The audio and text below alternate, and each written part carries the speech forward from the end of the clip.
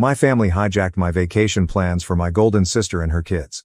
But this time, I had my own secret escape plan. Reddit, I need some perspective on this. I need advice with my family predicament, which has been accumulating for decades, but it's a long one. Despite growing up in a seemingly typical suburban Massachusetts family, I, 35 degrees Fahrenheit, have always struggled with this particular dynamic. The golden child has always been my older sister, Kate, 42F. Our home has been a monument to Kate's life since I can remember, with every wall adorned with her accomplishments and every discussion focused on her life. My parents were too busy getting ready for Kate's college interviews to buy a cake for my 10th birthday, which I can still clearly recall. They even attempted to pass off Kate's leftover graduation cake, which still had her name on it, as my birthday cake. As I grew up, Kate's accomplishments eclipsed every significant event in my life. Kate had recently been selected to the debate team, so my parents were hardly aware that I had made the honor roll in middle school. Kate had to tour a college campus, so they were unable to attend the ceremony when I won a local painting competition in high school. Knowing that expressing my accomplishments would only elicit a brief, "That's nice, dear," before the topic of Kate was brought up again, I learned to celebrate them in private, in my room. Even our possessions revealed the priorities of our family. The newest technology, stylish clothing, and everything Kate needed for her many extracurricular activities were always in her room.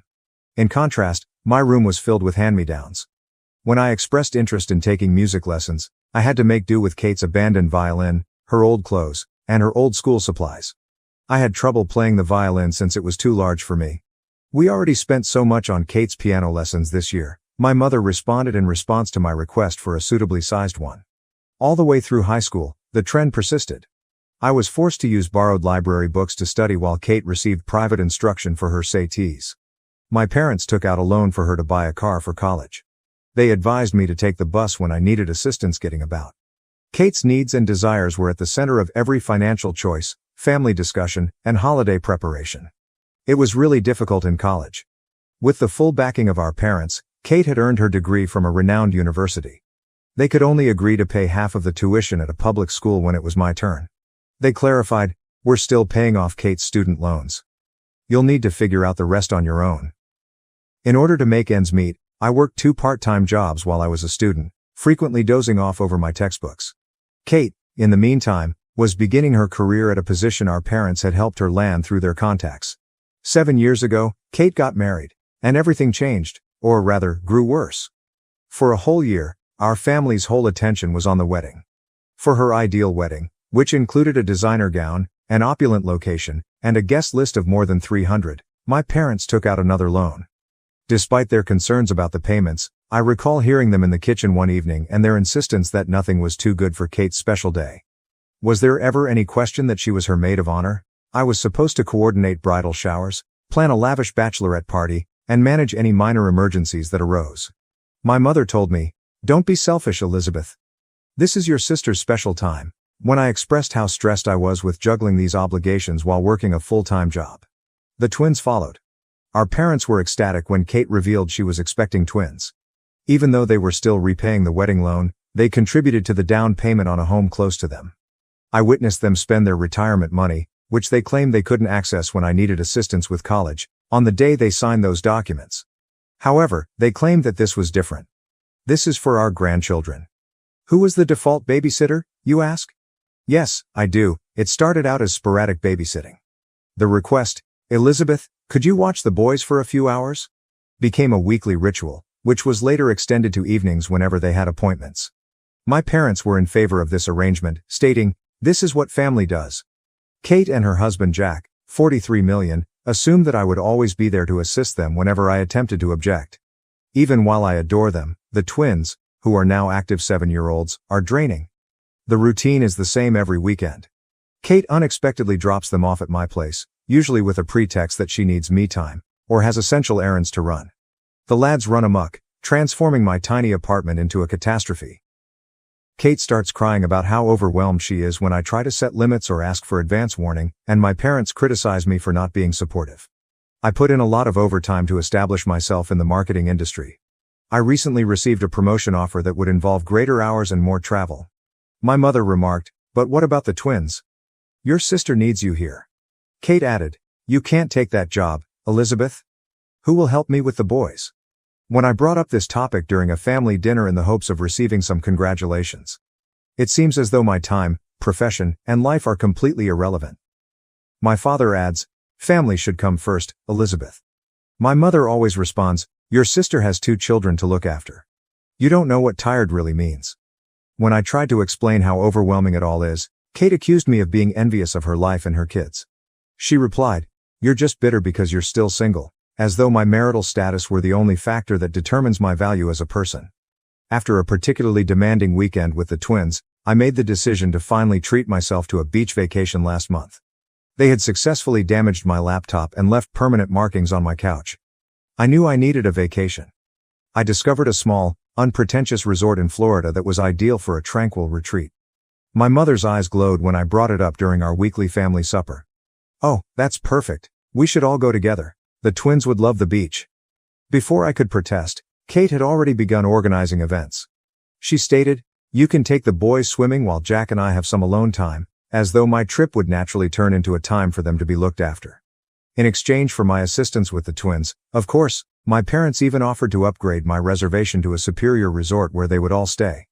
Totally disregarding the fact that this was meant to be my vacation, they began organizing activities and outings centered around what the twins would like. I made a choice that would alter everything while I was lying in bed that night. I reserved a separate resort on a quiet little island. I kept the change in plans a secret from everyone. Silently, I began preparing by scheduling time off work, packing my things covertly, and ensuring that my emergency fund was available. Even though I know it's dishonest, I simply couldn't stand it any longer. At the airport, they will be separated from us. While I board my flight to another location, they will be traveling to Florida.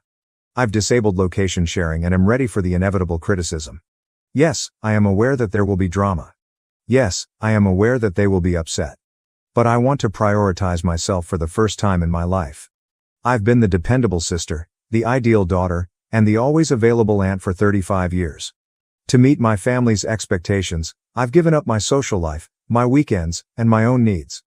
I was constantly babysitting, so I missed out on dating prospects. I have declined advancements that might conflict with the needs of my family. To be there for them whenever they need me, I've put my personal life on hold. Right now, I'm fleeing a lifetime of being taken advantage of, not just a holiday. I intend to utilize this as a turning point to set clear limits with my family and perhaps even take a complete vacation from them. I'm sick of always making sacrifices, being the family's pillar of support, and being the dependable fallback option. Reddit, what should I do? Am I exaggerating? Is it appropriate for me to want something else for myself, or should I merely follow their plans and accept my place in the family? First update, I appreciate all of your help and guidance. Since my last post, a lot has transpired, and I want to explain how it all turned out. Although everything went according to plan, the day at the airport was more emotionally fraught than I had anticipated. I purposefully chose a different check-in station that was far from where my family would be when I arrived early. I watched everyone come through the glass walls of the terminal, Jack checking their booking details, my parents looking excited, Kate handling the twins, and Kate hauling baggage. I silently went through security for my own flight as soon as they started to head to their check-in counter. As soon as they realized I wasn't at their gate, my phone began to buzz. The bewildered text first appeared. Where are you? Gate B12 is where we are. Then the anxious ones. How are you, Elizabeth? Has something taken place? And lastly, the irate ones. How could you treat us like this? The guys are in tears.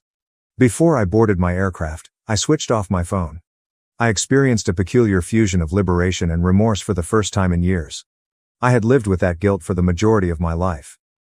However, freedom? It was exhilarating, and it was new. The crowded tourist destination they were going to was nothing like the little island where my resort was located. Years of strain vanished the instant I set foot on the beach. No twins to babysit, no family problems to handle, no schedule to adhere to. The ocean, me, and complete freedom. In fact, the first 2 days were challenging. The twins would be eating lunch now, or Kate would typically require assistance going to bed at this hour, so I kept checking the time. It's difficult to break decades of indoctrination. However, something changed on the 3rd day. I experimented with things I had always wanted to do but had never had time for. I loved every minute of my silly yet fun surfing lesson. I became friends with a bunch of lone travelers when I enrolled in a yoga class by the beach. I even had a spontaneous dinner date with a fascinating man I met at the resort's coffee shop one evening. Even though it was only a casual supper, it served as a reminder that I could live a life apart from my family. When I eventually turned my phone back on after 5 days, that was the true test. There were dozens of voicemails, more than 300 text messages, and 147 missed calls. Even my mother had called my place of employment to report a family emergency. Fortunately, I had previously told my supervisor that I would be taking a holiday. Some of the voicemails were played for me. My mother's tone changed from one of concern to one of rage to one of manipulation. "Elizabeth, how could you leave your family in such a way? The twins are inconsolable. Did we raise you this way?" Even worse were Kate's messages. "You've ruined everything. The lads are persistent in their request for Aunt Lizzie. I can't handle meetings by myself, so Jack had to shorten them." However, one message struck a different chord. My father sent it, and he seemed unsure for once. "Elizabeth, please let us know you're safe even though I don't understand what's happening." I had never heard him talk to me without instantly defending Kate or pressuring me to do more before. I texted our family group chat just once. "I'm having a great vacation and am safe. When I get back, I'll get in touch with you. Please give me space." I then turned off the conversation and resumed talking to myself. The following 5 days were life-changing. In addition to reading bedtime stories to the twins, I also read 3 novels. I spoke with other guests without interruption. Every evening, instead of rushing home to assist with baths and sleep, I watched the sunset. In order to digest years' worth of suppressed emotions, I even began journaling. I ate dinner at a little beachside eatery last night. When the elder waitress saw that I was alone, she inquired as to whether I was content with my seclusion. She said something that stuck with me after I gave her a brief explanation of my circumstances. "Family is vital, honey, but not at the expense of your own well-being. Putting yourself first is sometimes the boldest thing you can do." I didn't head straight to my flat when I got home. In order to give myself time to get ready for the inevitable confrontation, I had reserved a hotel room for 2 nights. During this period, I updated my work emergency contacts, changed the locks on my doors, and, above all, put my boundaries in writing. I accidentally liked a coworker's post on social media, which is how my family found out I was back. My mother and Kate arrived at my apartment building in a matter of hours, constantly buzzing my intercom. Across the street, I watched them from the window of my hotel room, feeling oddly cut off from their spectacular performance. I'm going to confront them tomorrow, at a neutral coffee shop, not my residence. I know it won't be simple, but I've prepared what I want to say. When I consider it, my hands tremble. But I'm choosing myself for the first time in my life. And I know I'm doing the right thing in spite of the worry, the guilt, and the drama that will undoubtedly ensue. I'll provide another update following my talk with my family. I'm grateful because Reddit gave me the confidence to take this first step toward independence. Second update. As scheduled, my family and I gathered at the coffee shop, and it was even more heated than I had anticipated. This is what took place. The encounter at the coffee shop began politely enough. I got there early and sat at a corner table, where I could see the front door and the emergency exit, a habit I'd formed from years of expecting family drama. I could hardly grasp my coffee cup because my hands were shaking so much. My parents, Kate, and, surprisingly, Jack all showed up together. I am glad there are no twins. I raised my hand and said what I had practiced before they began their planned speeches. I'm establishing boundaries, and they can't be negotiated. The 2 hours that followed were a masterclass in manipulating emotions. Kate started crying as she described how my absence had traumatized the twins. My mom attempted to instill guilt, following all that we have done for you. Unexpectedly, Jack tried to mediate by offering a compromise in which I would only see the kids every other weekend. For the most part, my dad sat quietly and uneasy. Kate's statement, "You're being selfish. Family means sacrifice," was the pivotal moment. Something broke inside of me. Clearly but calmly, I responded, "Yes, family means sacrifice, but it's supposed to go both ways. When was the last time any of you sacrificed anything for me?" The ensuing hush was deafening. I revealed everything for the first time: the years of being Kate's second best friend, the unfair financial treatment, and the ongoing belief that my life and time were not as valuable as theirs. I then showed them my calendar for the previous year, with every weekend designated for babysitting and every holiday tailored to their requirements. Attempting to interrupt, my mother said, "But that's what aunts do." I responded by saying something I had never before dared to say. "No, that's what paid babysitters do. And Kate, if you need this much help, maybe it's time to consider hiring one." From there, the discussion took a different turn. My mother followed Kate as she rushed out. Remarkably sorry, Jack remained and acknowledged that they had exploited my availability. After remaining silent for a while, my father said, "We never meant to make you feel this way." It was something, but it wasn't an apology. I carried out my strategy when they departed. I relocated to a different area of the city and got a new apartment. Although it's smaller than my previous residence, it's in a safe building with a doorman who has been informed of my predicament. Only my workplace and a select group of close pals now have my updated phone number. Rebuilding my life from scratch was the most difficult aspect, not the relocation or the planning. I had no true hobbies and few close acquaintances because I had spent years being there for my family. I began modestly. I enrolled in pottery lessons, joined a local reading club, and accepted dinner invitations from coworkers that I had previously consistently declined. It was a weird first weekend of real freedom. I did things that were previously unthinkable, including staying up late, going to a farmer's market, and spending hours perusing a bookshop. Kate didn't text me urgently. Mom doesn't make guilt-tripping calls. No requests for last-minute babysitting. My family's response to my relocation was harsh but expected. When my mother attempted to contact me via the company switchboard, they learned that my new job does not allow personal calls during business hours. On one occasion, Kate even visited my office, but security was alerted beforehand. She wrote a tearful letter accusing me of destroying our family. Jack was the source of the unexpected development. He apologized by email for his part in making the scenario possible. At first, Kate objected to him taking the twins to events on the weekends, but she has since come to terms with it. It's a minor yet important modification. My folks are having a hard time adjusting. Dad occasionally texts, usually in an embarrassing attempt to strike up a conversation. Mom fluctuates between angry outbursts and icy quiet. She left a voicemail last week stating, "When you're done with this rebellion, we'll welcome you back." This isn't a phase, and she doesn't get it. My new reality is this. Without regular family interruptions, work has significantly improved. I'm more productive and focused. After noticing the shift, my supervisor assigned me to oversee a significant new project. For the first time in years, I'm also dating casually, but I'm taking it slow. Internally, there has been the biggest shift. I no longer have the ongoing background anxiety that I had for years. I've started exercising frequently, improved my diet, and slept better. According to my therapist, yes, I have finally begun therapy. I am beginning to recuperate from what she refers to as chronic family stress syndrome. The twins sent me a gift last weekend that included handcrafted notes expressing how much they miss me. Even though it was bittersweet, I remained resolute. I carefully wrote them back to let them know that, although I love them, I need some time to look after myself. I had to write it even though Kate is unlikely to read it to them. "There's a lightness about you now. You look years younger," observed an old acquaintance of mine when I ran into her yesterday. She is correct. I feel lighter in spite of the angry texts, the efforts at emotional manipulation, and the guilt that still surfaced. More liberated. Family love shouldn't feel like a prison sentence, I'm discovering. Respect for personal space, acknowledgement of one's own needs, and reciprocal assistance, rather than only one-sided sacrifice, are all components of true love.